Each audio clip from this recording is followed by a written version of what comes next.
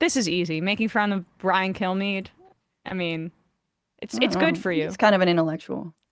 Yeah. Here he is, the professorial Brian Kilmeade, talking about black voters, black men.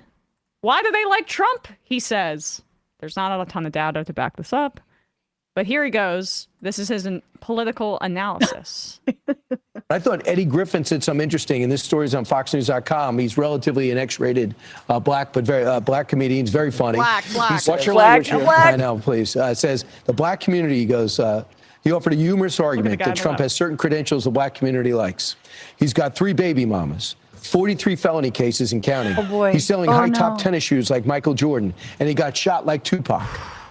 He goes, I'm voting for him. he goes, I'm going to try. He goes, I wouldn't be surprised if he dropped an album next. I mean, I don't think the coach, I mean, I think he's clearly making a joke. I don't think the community cares much about that. But I do think when they continue, the Democrats have to be very careful. And if you notice, there was a huge surge of saying felon, felon, felon, felon.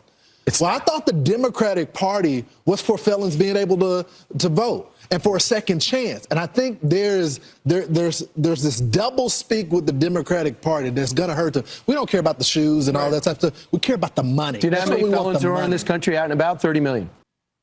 Okay. All right. The idea that Kilmeade had the gall to read that with a Lawrence, black guy next to him on the set. Lawrence, you'll get a kick out of this. I printed out an article from Fox.com. Does this resonate with you? Eddie Griffin, you know that guy, Lawrence? You friends with him? That was a bad point, though, by Lawrence. What's his last name? Lawrence Jones. Yeah. By Lawrence Jones, in the sense, I mean, he's making it about it's a right-wing framing, but the Democrats shouldn't emphasize some of that felon stuff because I mean. And I don't think they've been saying felon, actually. I think Harris has been more saying that, he's going to be appearing in a courtroom and things like that, because it is true that we have overly incarcerated, we're the top jailer in the world. We've incarcerated so many people for low-level offenses, extremely punitive criminal justice system, and feeding into the framing of, felon, disgusting, isn't helpful. But it also isn't having the effect that he's describing of like, oh, they're all going to come, they're coming over to the Democratic Party, to the Republican Party. Just you wait and see. I mean, okay, here's what I'll say.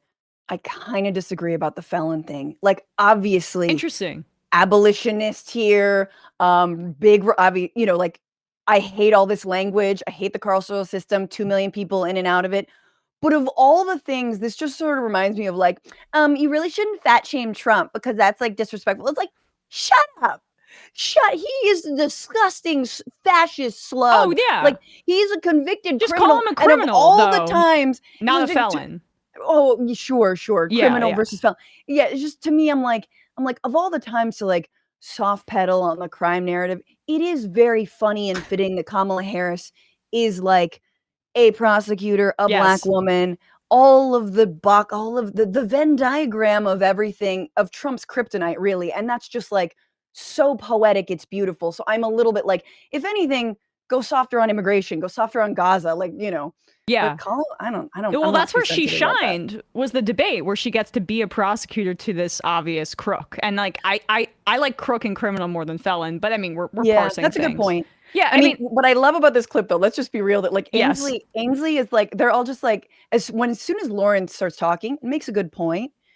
She's just like, could you just agree and laugh and let's move on? You blacks are like that. Okay. Can we stop talking about this, please? You were here to yes and, not to contradict us. Also, I don't know if you guys noticed that Brian Kilmeade at one point when he's describing Eddie Griffin, the source material, he's like, he's a black but very black comedian. He almost said black but very funny. Yeah. He almost was like, he's black, but he's but hey, he's still funny. I mean, doesn't make you feel bad, I know, right? Like, if you're watching this before you're teeing off at the golf course, 82-year-old man watching this show, please, he's one of the good ones. Just like our friend over there, who is supposed to not contradict me. God damn it! Yeah, just laugh.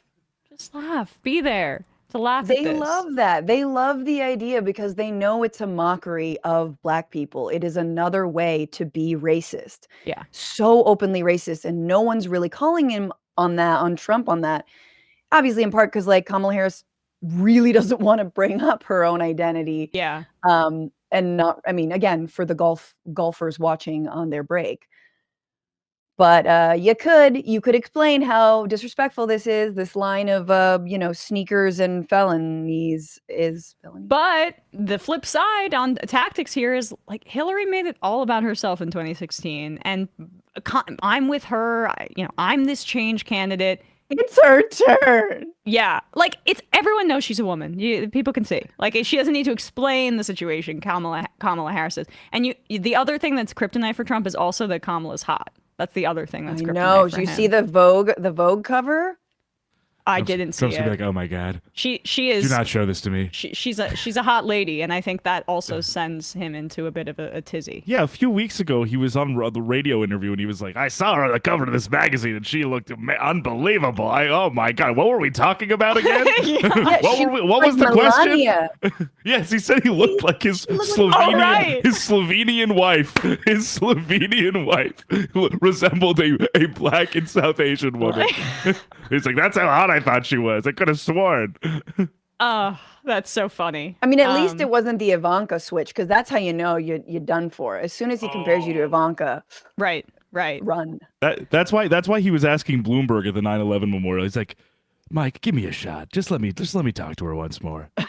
Let me have one more chance with her after the debate. I mean, again, though, to Francesca's point, she doesn't. I think he knows she's hot, but he's not going to go after her because she doesn't look enough like his daughter. That's the problem. It's just like he can't. At this age, the only thing that's getting it done for him is daughter adjacent stuff. That's not. You don't want me to go there? Not too Don't far? go. I mean, we already found out he sleeps naked. Melania dropped that this week. Yup. On the 5. Because Greg Gutfeld wanted to know. Oh, so does he sleep ever? Does he wear pajamas? Oh, can I wear those pajamas? And she says, yeah. What do they smell like? Are they for sale? And she's like, no. And then she goes, Oh, that's so cute. Yeah, he sleeps naked. Is he like Baron Harkonnen or whatever in like a pad of oil? He sleeps in a vat of goo. Of oil. Yeah. With the amount of oil that is around his body, he doesn't need the pajama. he rises from the goo. He's not even wet from it. He's like, where are my sons? I mean, honestly, where are my obsequious boys? He should just sleep in his tanning bed. I mean, it would really save time for him. More time to golf. I'm sort of convinced he sleeps in the suit. Yeah, I mean, he does have never nude nude wrinkled energy. enough. What'd you say? No, it's not wrinkled enough. Yeah. I he's the kind of guy that probably throws out a suit after one wear. I mean, that's the level of disregard for consumption that we're talking about. The laundry here. basket is just a trash can. Right, exactly. All right, Francesca, anything else you want to get No, dude, to? everybody check out the Bituation Room, streaming Tuesdays, Wednesdays, and Fridays, 1 p.m. Pacific, 4 p.m. Eastern. Today I'm going to have on 2 organizers with me, Gente. And I just have to read you guys this one thing. They said on their website, this election, we reject the status quo and organize under strategic necessity to create the conditions that drive change from the ground up.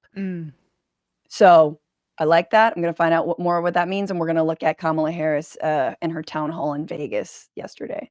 Oh, nice. All right. So youtube.com/FrannyFio. Yes. And Bituation Room, wherever you get your pods. I feel like, we're in this independent media space, and then we find out with Tim Pool and Dave Rubin and stuff like that. Oh, they have big benefactors, and this is complete asymmetrical warfare. But in terms of what you're doing, Francesca's one of the good ones. Fully, you can trust her values inherently. There's a lot of people selling out or whatever, but Francesca's not one of them. So I was arrested at the RNC in 2004. Don't do the math on how old I am. I haven't been around. You can trust me. I'm not going to turn to the right yet. Unless you don't support my Patreon, then then that's akin to anti-white genocide or whatever. I'll find something in this interview to pick out, and then I'll go, I'm never always know what's going to set you off. I'm always uncomfortable when it's you know. two because it's just two anti-woman women whenever we're talking. Yeah, you're right. That's exactly right. That I'm always the most feminist out of the two of you guys, out of the three of us. Well, I mean, that's when we criticize Kamala, you mean? Yeah. Yeah. It just kind of makes me. You're the one who brought up the fact that she was hot. I did. I mean, look, I'm Oh, a that was Emma. toxic. I'm a toxic woman. I'm a toxic What can I say? I'm a What can toxic I woman. This is your pre-roll ad. I'm a toxic woman. I'm a toxic woman. I can That's hang why with I the need guys. your support. I don't even know what we're talking about anymore, but I do know that I adore you, Francesca Fiorentini. Check out Likewise. the Bituation Room, and thanks so much. Later. Hey, folks, don't forget to hit the subscribe button and check out our daily show. We do it every day at 12 p.m. Eastern for about 2.5 hours. We even take phone calls. You should check that out.